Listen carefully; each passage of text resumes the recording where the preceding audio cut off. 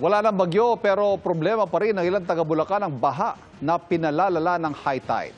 Ang diskarte ng ilan para kumita sa pagtutok live. Si Jamie Santos. Jamie? Ivan, sumikat ng araw dito sa Bulacan pero may ilang lugar pa rin ang nananatiling lubog sa baha tulad na lamang dito sa Hagonoy.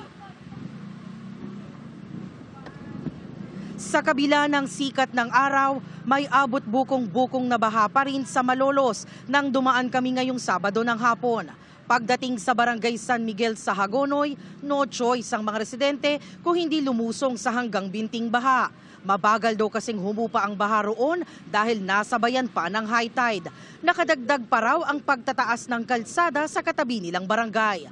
Maging ang palengke ng Hagonoy, lubog pa rin sa baha. Apektado na raw ang pang-araw-araw nilang buhay. Pwede naman daw hindi lumusong sa baha kung sasakay sila sa mga tinatawag na tikling. Ito yung mga tricycle na itinaas para hindi abutin ng baha. Yun nga lang, mahal daw ang pamasahe. Dahil madalas bahain ang Hagonoy, tumiskarte na ang ilan para sa kabila ng bagyo at baha, may hanap buhay pa rin sila. Itinaas na nila ang kanilang mga tricycle para sa mga pasaherong ayaw lumusong at mabasa ng baha. Paghanap buhay, kanina mapaghanap buhay. Nawawalan po kasi ng pasok mga estudyante.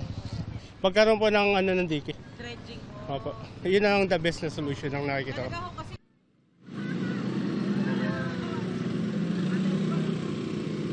Ivan, ayon sa Bulacan PDRRMO, bukod dito sa Hagonoy, may ilang areas pa rin ang baha sa Kalumpit. At yan ang latest mula rito sa Hagonoy. Balik sa iyo, Ivan. Maraming salamat, Jamie Santos.